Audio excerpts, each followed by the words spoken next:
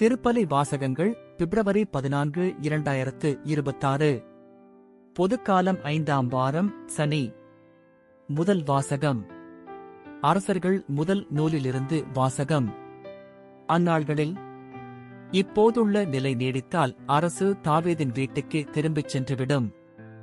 ஏனெனில் இம்மக்கள் எருசலேமில் உள்ள ஆண்டவரின் இல்லத்தில் பலி செலுத்த இனிமேலும் போவார்களானால் அவர்களது உள்ளம் யூதாவின் அரசன் ரெகபெயாம் என்ற தங்கள் தலைவனை நாடும்.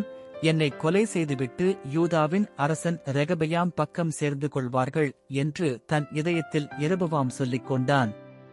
இதை பற்றி தீரச் சிந்தித்து அவன் பொன்னால் 2 கன்றுக்குட்டிகளைச் செய்தான். மக்களை நோக்கி, நீங்கள் எருசலேமுக்குப் போய் வருவது பெருந்தொல்லை அல்லவா? இஸ்ரவேலரே, இதோ உங்களை எகிப்து நாட்டிலிருந்து மீட்டு வந்த உங்கள் தெய்வங்கள் என்றான். இவற்றுள் ஒன்றை பெத்தேலிலும் மற்றொன்றை தாணிலும் வைத்தான். இச்செயல் பாவத்துக்கு காரணமாயிற்று.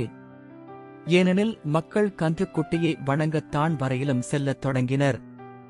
மேலும் அவன் தொழுகை மேட்டுக் கோவில்கள் கட்டி லேவியரல்லாத சாதாரண மக்களை அவற்றில் குருக்களாக நியமித்தான். அதுவுமின்றி யூதாவின் விழாவுக்கு இணையாக 8ஆம் மாதம் 15ஆம் நாள் யெரொபெயாம் ஒரு விழாவை ஏற்படுத்தி பலிபீடத்தின் மேல் பலியிட்டான்.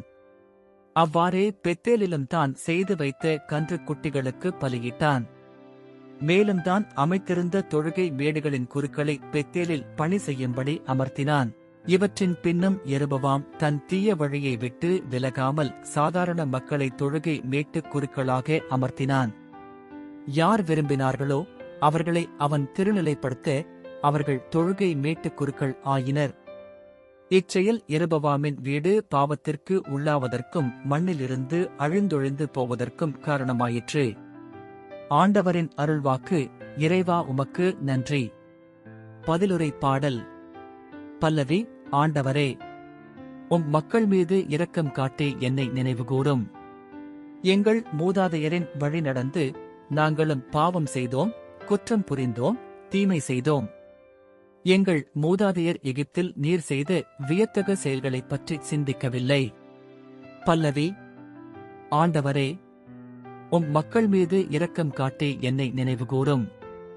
அவர்கள் ஓரேபில் ஒரு கன்றுக்குட்டியை செய்து கொண்டனர், வார்ப்புச் சிலையை விழுந்து வணங்கினர். தங்கள் மாட்சிக்குப் பதிலாக புல் தின்னும் காளையின் உருவத்தை செய்து கொண்டனர். பல்லவி. ஆண்டவரே, உம் மக்கள் மீது இரக்கம் காட்டி என்னை நினைவுகூரும். தங்களை விடுவித்த இறைவனை மறந்தனர், எகிப்தில் பெரியன புரிந்தவரை மறந்தனர், காம் நாட்டில் அவர் செய்த வியத்தக செயல்களை மறந்தனர், செங்கடலில் அவர் செய்த அச்சுறுத்தும் செயல்களையும் மறந்தனர். பல்லவி. ஆண்டவரே, உம் மக்கள் மீது இரக்கம் காட்டி என்னை நினைவுகூரும். நற்செய்திக்கு முன் வாழ்த்துளி. அல்லேலுயா, அல்லேலுயா. மனிதர் அப்பத்தினால் மட்டுமல்ல, மாறாக கடவுளின் வாய்ச்சொல் ஒவ்வொன்றாலும் வாழ்வர். அல்லேலுயா. நற்செய்தி வாசகம். மார்க்கு எழுதிய தூய நற்செய்தியிலிருந்து வாசகம்.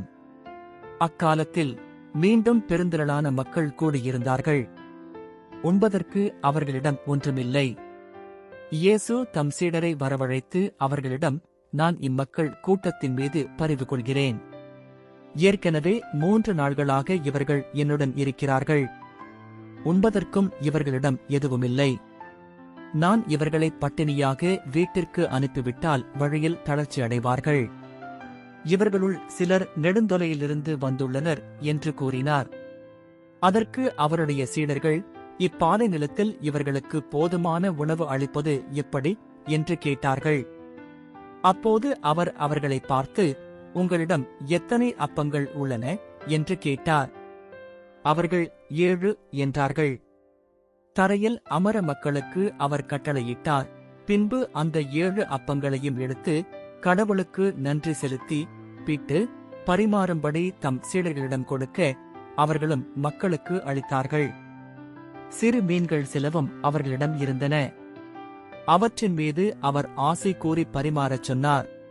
அவர்கள் வயிறார உண்டார்கள். மீதியாய் இருந்த துண்டுகளை 7 கூடைகள் நிறைய எடுத்தார்கள். அங்கு இருந்தவர்கள் ஏறக்குறைய 4000 பேர். பின்பு அவர் அவர்களை அனுப்பிவிட்டார். உடனடியாக தம் சீடருடன் படகேறி தல்மனத்தா பகுதிக்குச் சென்றார். ஆண்டவரின் அருள்வாக்கு. கிறிஸ்துவே உமக்கு புகழ்.